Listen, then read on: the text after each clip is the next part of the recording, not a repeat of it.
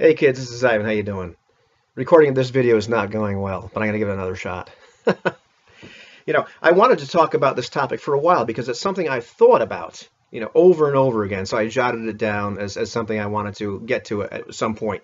And the topic is exploring themes in role-playing games. And what I mean by that is, exploring like more character-based themes where it's, things about redemption or a moral crisis or what would it be like to be a person in a war-torn area, where you have to make difficult decisions or where life is cheap. Some of the relationships that might, occur between characters. I mean, the list goes on and on. It's pretty much endless about the themes that role-playing games can explore in that fashion. But for me, like, my primary motivation when I play any role-playing game isn't that. My primary intention. I don't get grabbed by games where the primary intention is to explore this theme.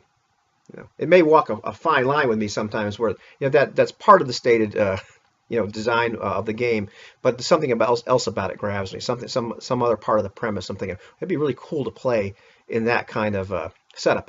That's really sick. That's really twisted. That's really bizarre.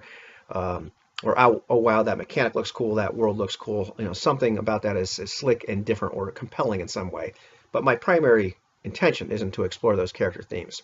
Now, when they show up as a secondary result of play, I'm great with that. I don't mind that.